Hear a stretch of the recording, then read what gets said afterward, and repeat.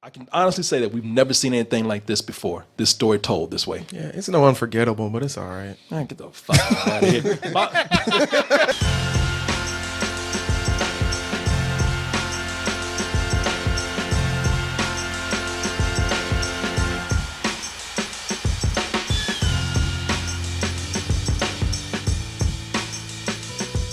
You can go into our merch store by typing in dtmerch.com. But where that new shit at, Corey? The one you've been promising, that new artwork that the Toasties have made. You know, limited run editions. Uh-oh. That original pieces of art. This is one of 7. What? Yes, that's right, man. You don't know how many of these we make, but I feel like the demand is going to be high for our first featured artist of 2018, Ginny Leano. And you can see right here, she has made some original art. If you have something that you want to submit, let us see your portfolio. We saw a lot of movies this year. In fact, I saw a lot of them in the last 2 weeks. I tried to catch up just for a moment like this. Right. Spent almost every day just binging movies. So I think that I have a pretty comprehensive knowledge on what is the best movie of the year and what might be the worst. And that's why I'm starting out with my top 10 best movies of 2017, followed up by some honorable mentions and some movies that I just couldn't fit in there. And as you know, that we always kind of go against the grain. You know, we don't have to be include on our list what other critics have out there. We don't have to agree with other critics. And that is why I'm starting out with number 10 with what critics call the best movie of 2017, which is this particular film right here. So what do you do around here? Read books, transcribe music, swim at the river, go out at night. Sounds fun. All right, later. Meanwhile, we'll have to put up with him for 6 long weeks. This has everything that normally critics do love. It's European. You know, it's got a gay couple in there now. Ever since Brokeback Mountain, that has been the thing. You know, people like I almost feel like they have to say, well, shit, we don't want these homosexuals protesting against us. We got to put this up in our best of list. Yeah, it used to be the Holocaust, but now it's making an LGBT movie. Nah, somebody need to make a gay Holocaust movie. That's guaranteed. We got to get on that. Yeah, man. Yeah, why did I put that out there? Yeah. Shit, I just get a camera, put you and Gertz in some. Where they get rescued by a former slave. Yeah, there you go, man. But you know, the thing is that while it does have all the trappings of what people normally consider to be a best of movie or an Oscar contender, this is a movie that I enjoyed because, yes, it was bold. It's a movie that works so well that people forget that it is about a man sexing up a teen boy. You know, I thought that was gonna be. I didn't forget the whole time. I was just like, okay. Yeah, Martin. Yeah, well, I even saw Martin when I was watching the people enjoying it. And Martin was like, "Is somebody going? This is a crime. this here." Yeah, Martin was like, he was looking at the exit the whole time. Like, y'all ain't gonna catch me. Yeah, like a sting. Wait for Chris Hansen to come in. Oh, you watching the movie? So you like the movie? No, sir. You know, there's so much to the relationship in this movie. And that's what works. That's why nobody's having a controversy about this, because it does seem natural. It doesn't seem like it's something that's trying to be risque or it's something that's trying to put itself out there and be bold to the point where it's causing controversy. It's not doing that. It's all, you know, and the thing I like about it is that being that it's from the perspective of a gay couple, that doesn't matter. The thing is that this felt relatable. And that's really what I enjoyed about it, that anyone who's ever had a summer fling or a crush or a relationship, I think that they can also see this movie and relate to it. The performances are great as well. The performances in here by Armie Hammer and Timothée Chalamet are, you know, they're so good that you wonder if they are fucking each other off camera. You know, I was like, this is really very good chemistry between two solid lead actors. Armie Hammer, I think this is the best work that he's done. This kid, Timothée Chalamet, if he continues with this, he's going to have a promising career ahead of him. He's had a good year. I'm partial to movies that don't try to say anything sometimes and do that well. What they want to do is they just want to sit back and just have you live life. It feels like somebody, when they say slice of life, that's usually a hackneyed expression, but it really does feel like a piece of summer pulled out and presenting it to you just to be involved with. My number 9 movie is another movie that had audiences split. We have a job to do. If we go there, we'll die. You know, the reason why I think audiences were split on this, and it's been receiving tons of good reviews. I mean, it's Christopher Nolan, so just the name alone already heaps praises on it. But audience was split on this movie because some people came out and they were saying, well, I don't know why people are saying this movie is so great.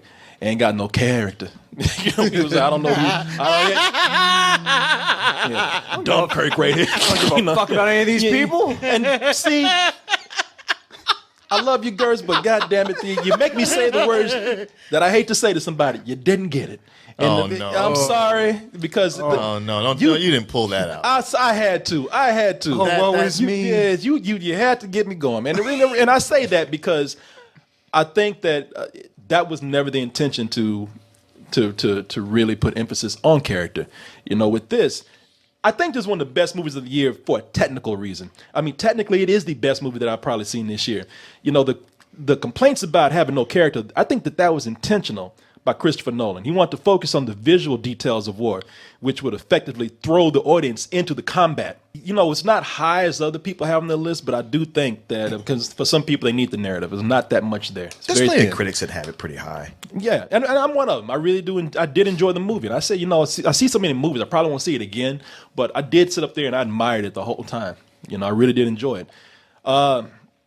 Number 8 on my list. We are working to number 1. Number 8 on my list is a movie that I'm surprised has not made a lot more list out there. And it's probably because it's way too disturbing for a lot of people. They're probably like me, like, I never want to see this shit again.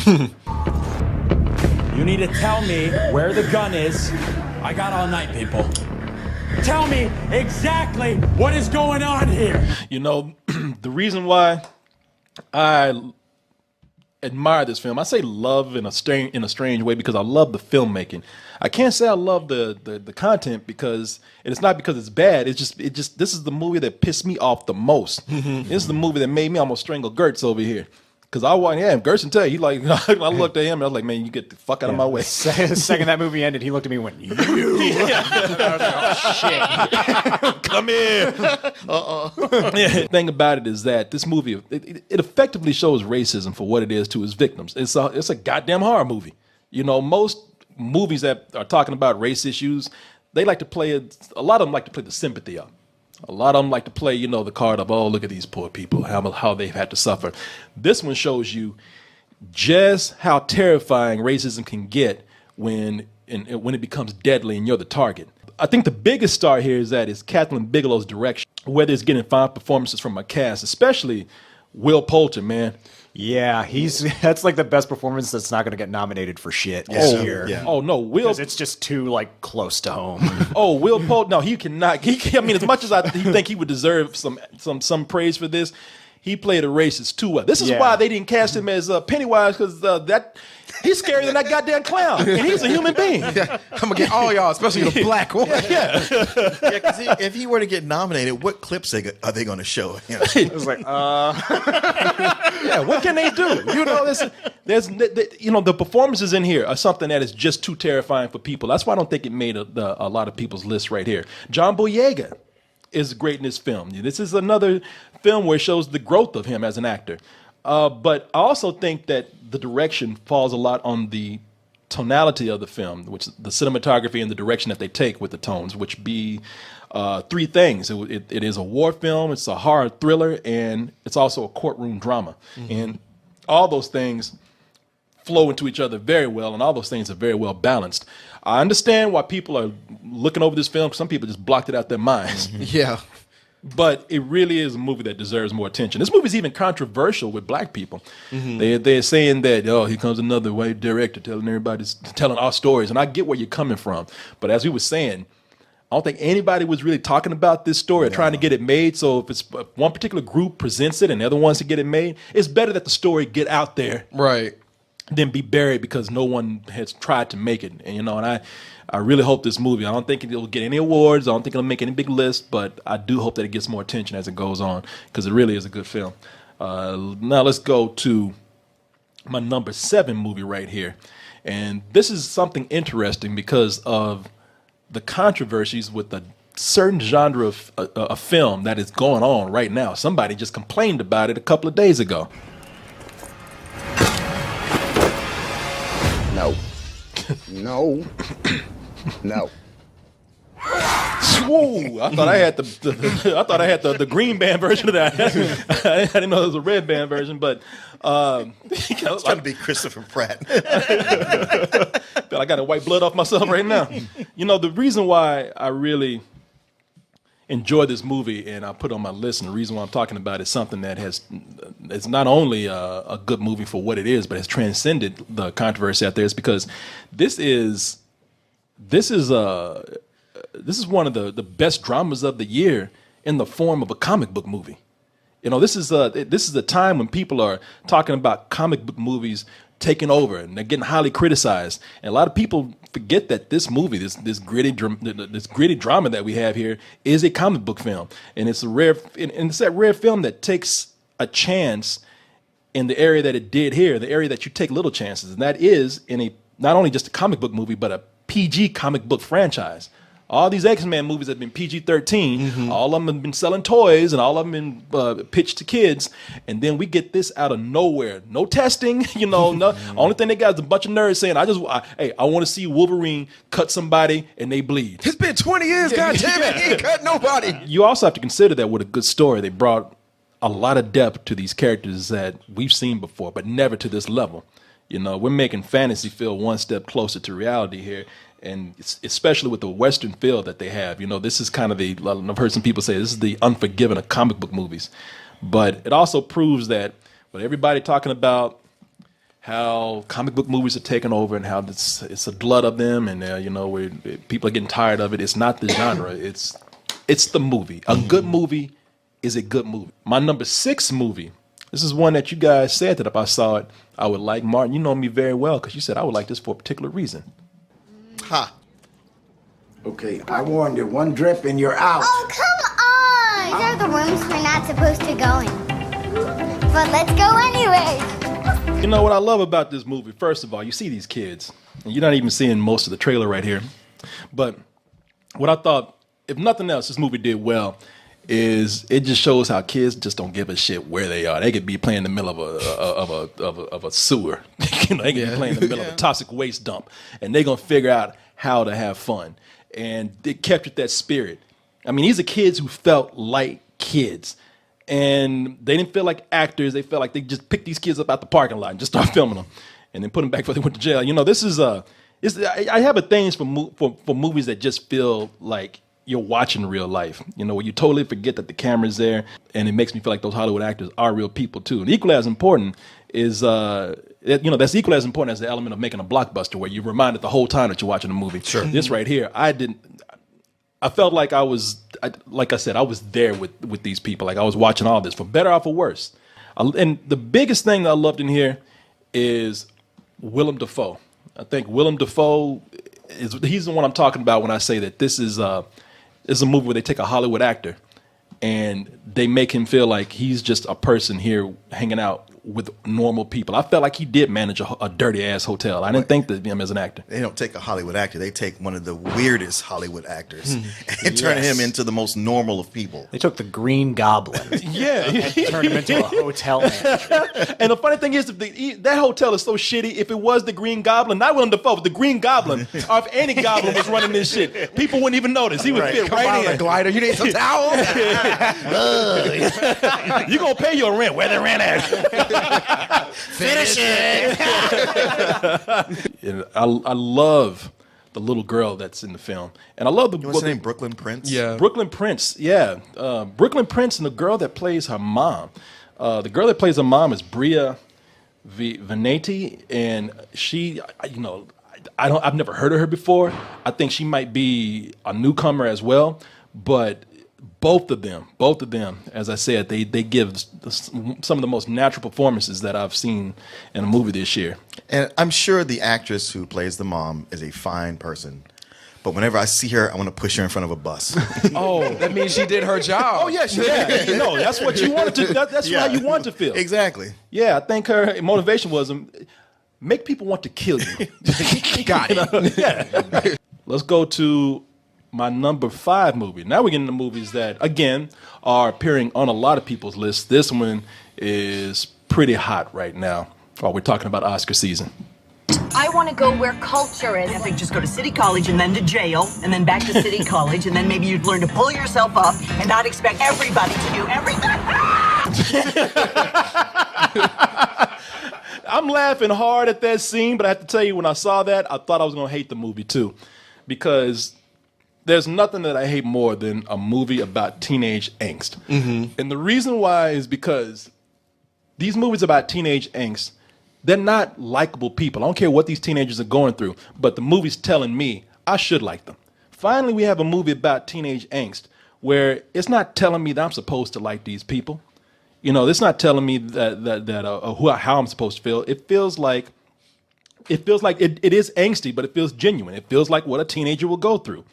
And I give that to the performances. Saoirse Ronan, she kills it here, man.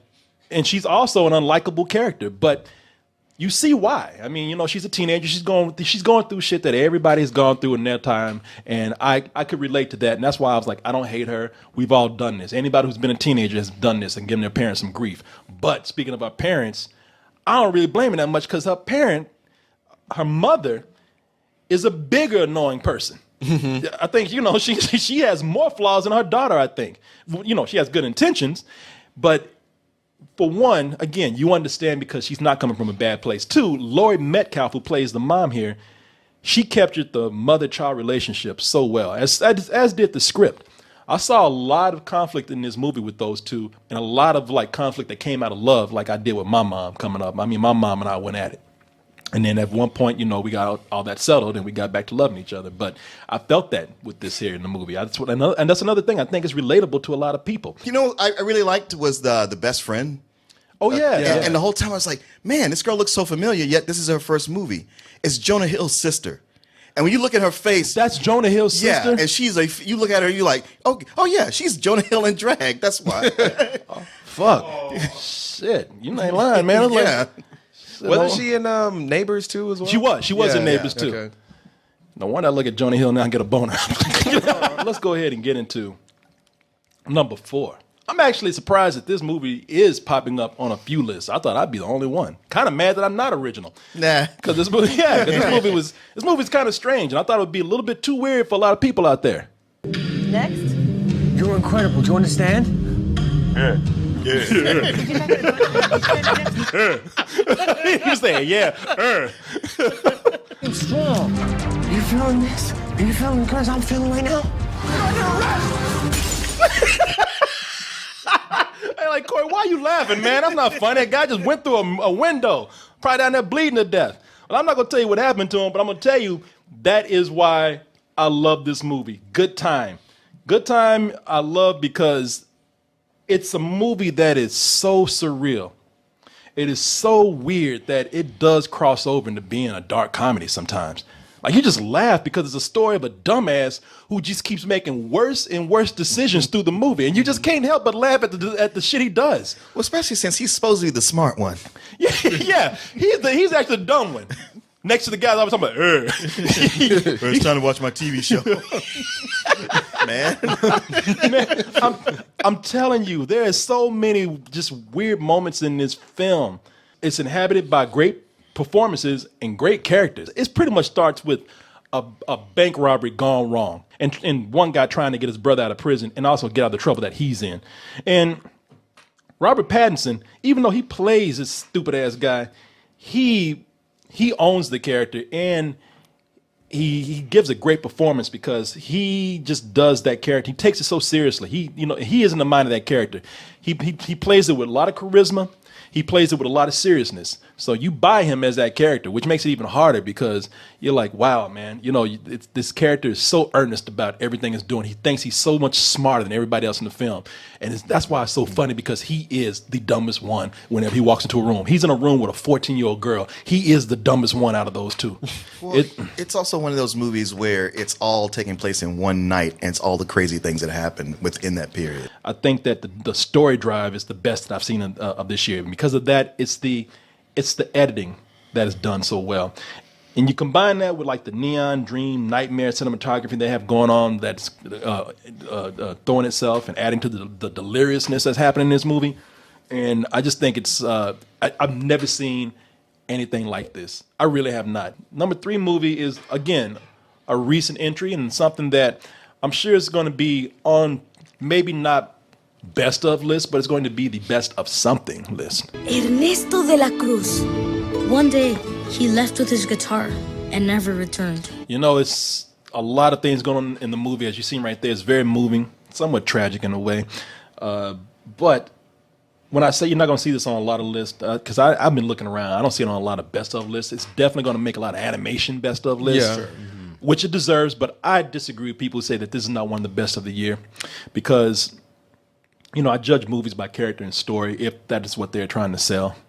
And this movie did that amazingly. First of all, it had me crying. Not weeping, not sniffing, you know, not holding back. No, I was crying. I was crying like a little kid in there, man, because of the themes of La Familia, man. You know, this, the story of and the theme of family that they have in here. I admire it because it has the ability to transcend culture, so that audiences of all backgrounds, they can see their families in this, and that's incredible how they do it. This is Pixar returning to form, man. They're making a true family film that can be enjoyed. You know, when I say true family film, it can be enjoyed by both kids and adults equally. Not like I brought my kid here and I got to laugh out of it. I wasn't bored. No, you don't even have to take a kid to see this. Right. This is a movie. In fact, leave him at home. Yeah. Yeah, they'll be crying like me. And plus, that's the thing about it. You don't want your kids to see you cry. Daddy, you all right? Yeah. Daddy, why you a bitch? Can't discipline me no more. Rent your kids Ferdinand and go see this. Go to your room, boy. You go to your room, you crying bitch. Okay. I'll put on Coco. Hurry up. They have taken every trope of family animated films and turned it on its head. And for that, a lot of audiences don't see things coming with the characters. You know, your average animated sidekick, you don't know where that's going. Your average animated villain, you don't see where that's going. And I would even tell you that the themes of family, you've never seen done in a family film like this, the way they do it. All that, and they still managed to go in, combine it with beautiful animation, beautiful design, and attention to Mexican culture. The way they were able to capture the family, the culture of the Mexican family, I thought was it showed that they, like people say, they had done their research well. I like that Pixar is getting back. You know, look, who knows, they'll keep it up. You know, Cars 4, I'm sure, is going to be coming out somewhere. They're still working on that Toy Story 10 or whatever, which one they're on. And The Good Dinosaur 2. And no, hell no. Hell, I'll go burn that studio down myself. The better dinosaur.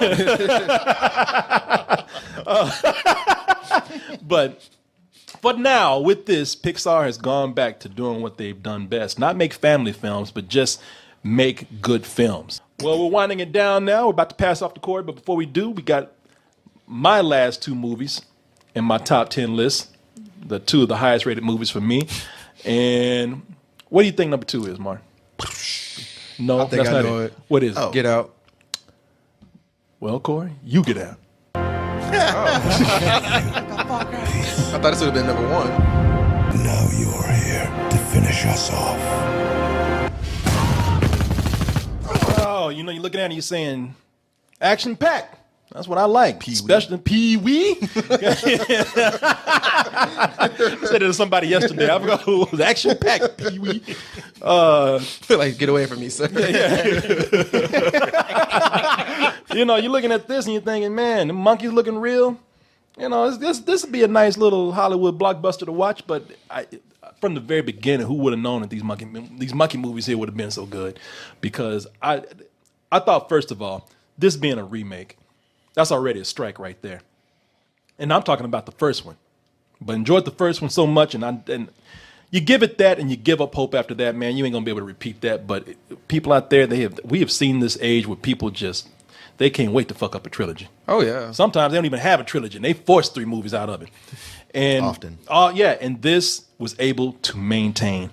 You know, and this shows you that reboots can be done. You know, they reboot everything. Had that boot up our ass long enough, and this is showing you how it should be done. How you can reboot something or remake it, and it all falls on just put good story and characters in there. It doesn't even have to be as epic as this. And it's a landmark film because it is the best use of special effects that I've seen in a long time. I would say ever. Yeah, this is an evolutionary film because you have the CG characters that are taking the movie. They are the centerpiece of the film. They are telling the story, and they are the tools that are being used for that story. And I've never seen it done like this. I mean, yeah, maybe in a a CG animated film, but when you're combining it with realistic things like human beings and backgrounds, never seen it done like this before. I just have to go back to the thing of this being a trilogy, man. This has been the perfect way to cap off a trilogy. I've seen a lot of movies and we've enjoyed the characters for 3 films, but it's rare that you have a journey with those characters are a certain character. And in this, we've been with Caesar for 3 movies, and it really does feel like we've seen him grow. We've been on a journey with him, and it's been amazing. It is revolutionary, it's evolutionary, and it is, as I said, a landmark film. You have not seen anything like this before. And it's a great story. That goes to leave the number 1 movie. Mm-hmm. Bright. No, this is no, of course, and I'm not even giving this a big build up because a lot of people already know what it is. So how long has this been going on, this thing? I like the way TJ still laughs at that shit. He done been through that experience how many times?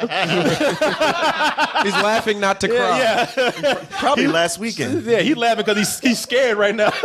He never learns. He's trying to see if there's a white girl sitting next to him right now. You ready for this? So look, I go do my research. Apparently, a whole bunch of brothers been missing. You hear the horror movie tones in here, and you're looking at just how the story starts.